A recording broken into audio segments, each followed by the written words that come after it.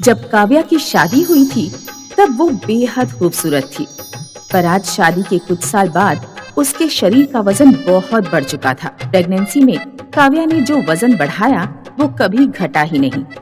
पर काव्या को अपने वजन से कोई प्रॉब्लम नहीं थी। वो अपने पारिवारिक जीवन में इतनी उलझी थी कि कभी उसके पास खुद के लिए समय ही नहीं था। ऐसे देखते देखते 15 साल बीत गए।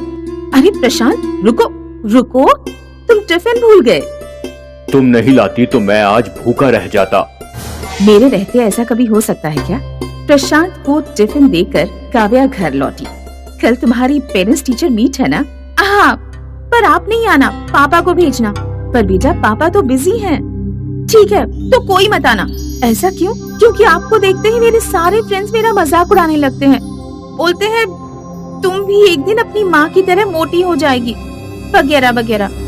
पर बेटा ऐसे थोड़ी होता है। मुझे कुछ नहीं सुनना। आप बस मेरी पेरेंट्स टीचर मीट में नहीं आएंगी। परी की ये बात काव्या को बहुत बुरी लगती है। परी वहाँ से चली गई तो काव्या सोच में डूब गई।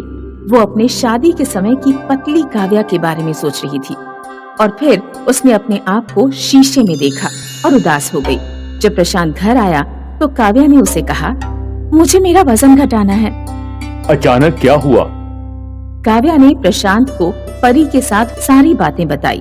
उससे तुमसे ऐसी बात नहीं करनी चाहिए थी। पर उसकी बात भी तो सही है।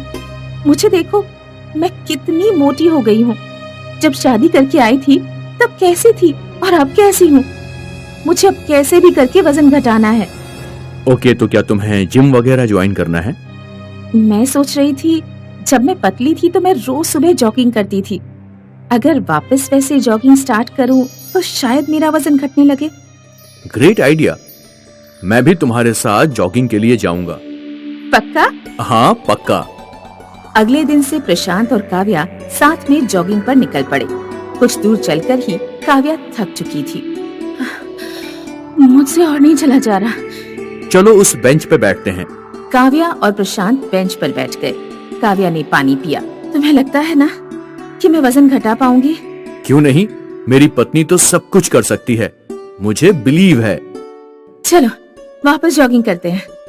प्रशांत हमेशा अपनी पत्नी को मोटिवेट करता था। वो दोनों रोज साथ में जॉगिंग किया करते थे। धीरे धीरे काव्या का स्टैमिना बढ़ने लगा था। अब वो जल्दी हांफती नहीं थी।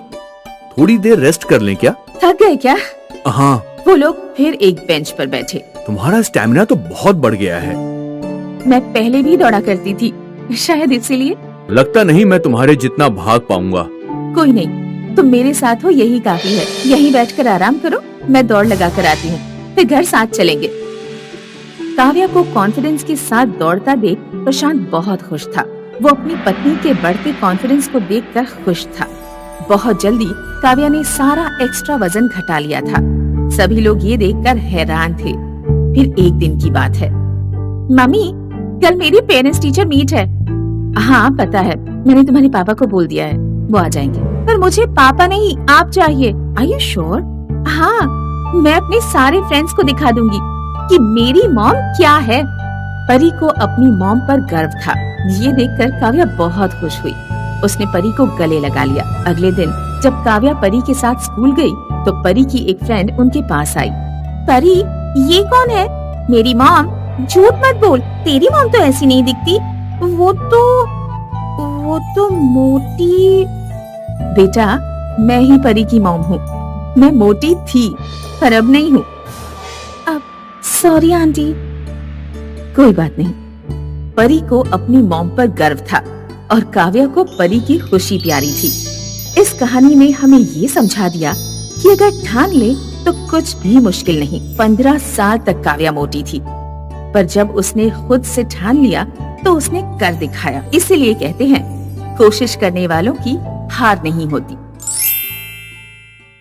कहानी रीना की है, जिसकी माँ का स्वर्गवास हो गया था, लेकिन उसके पिता रमेश ने लोगों के कहने पर दूसरी शादी शीला से कर ली थी, जो कि खुद एक गरीब परिवार से थी। शीला पर जिम्मेदारी थी अपने 2 छोटे भाई और एक बहन की। शादी के बाद, देखो, मैंने तुमसे शादी सिर्फ अपनी बेटी रीना और बेटे सोनू के लिए की है। मेरे पास खाने पीने की कोई कमी नहीं। मकान भी है। तुम्हें सिर्फ इन बच्चों को माँ का प्यार देना है और इन दोनों को किसी लायक बनाना है। मैं जानती हूँ, लेकिन मेरी मात्र इतनी शर्त है कि मैं कभी भी अपने भाई बहन के लिए कुछ करूँ तो आप मुझे टोकिए नहीं, क्योंकि मेरे माता पिता गरीब हैं। चलो ये भी ठीक है, लेकिन मेरे बच्चों को कमी नहीं होनी चाहिए।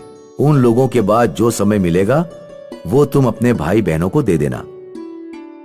कुछ दिनों बाद शीला को एक बेटा पैदा होता है। शुरू में तो शीला ठीक रहती है, लेकिन फिर एक रोज वो रमेश के जाने के बाद उसकी बीवी की वो अलमारी खोलती है जिसे उसने शीला को छूने तक से मना किया था। तभी वहाँ बड़ा बेटा सोनू आ जाता है।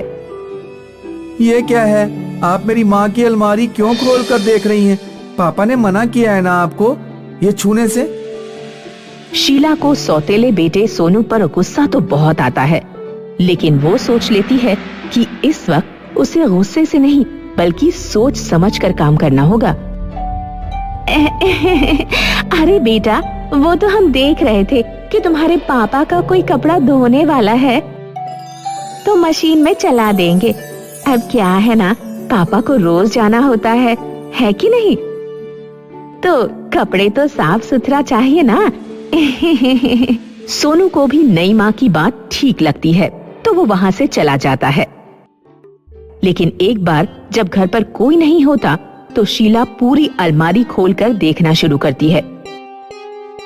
अरे, ये इतना बड़ा बक्सा किस चीज का है? जैसे ही वो बक्सा खोलती है, उसमें भर कर गहने रखे होते हैं। शीला का मन उन गहनों को देखकर ललचा जाता है। हे भगवान, इतने सारे गहने! मैं तो सारे गहने रख लूंगी, लेकिन कैसे? इनको तो पता चल जाएगा, बोल दूंगी कि चोरी हो गए। नहीं, फालतू पुलिस का लफड़ा, क्या करूं? हाँ, एक आइडिया। शीला अगले दिन जब रमेश ऑफिस चला जाता है तो सारे गहने लेकर निकल जाती है ज्वेलरी वाले के पास। सुनिए, ये सारे गहने देखकर छाप लो अपने दिमाग में। ऐसे ही एक एक गहना नकली बनवाना है मुझे। ये कौन सा बड़ा काम है? हो जाएगा, कल शाम को आ जाना। शीला अगले दिन शाम को सारे असली गहने बदलकर नकली गहने रख देती है। कुछ दिन बीत जाते हैं। एक दिन शीला, सुनिए, मेरी बहन की शादी है, मुझे कुछ दिनों के लिए घर जाना है, बच्चों को भी ले जा रही हूँ। शीला बच्चों को लेकर घर जाती है, जहाँ वो 10 साल की रीना से ढेर सारा काम करवाती है। क्या हुआ जो बच्चा सौतेला है तो बच्चा ही ना शीला। अच्छे लोगों को देखकर तेरी शादी करवाई थी, लेकिन तू तो देख माँ, किसी और का बच्चा पालना मुश्किल नहीं, नामुमकिन है, और मैंने ये शादी सिर्फ आप लोगों के लिए की है। ये भाई बहन की फौज जो मेरे पीछे लगा रखी है, उन लोगों को पालने के लिए की है। ये ले गहने। शीला जब माँ को गहने दे रही थी तब रीना उन्हें देख रही थी। रीना की मासूम आंखें उन गहनों को पहचान रही थी। शीला की नजर रीना पर पड़ जाती है। माँ, ये गहने इनकी पहली पत्नी के थे, लेकिन मैंने वैसी ही डिजाइन के नकली गहने अपनी बहन के लिए बनवा लिए हैं। कितने प्यारे हैं ना माँ। अब छोटी की शादी अच्छे घर में होगी। शीला शादी के बाद घर आ जाती है। घर आकर वो रीना से कहती है कि रीना, देखो, तुम 10 साल की हो गई हो, लड़कियों को घर का सारा काम आना चाहिए, इसीलिए आज से मैं तुम्हारा स्कूल जाना बंद कर रही हूँ। कल से सारा घर का काम तुमको करना है।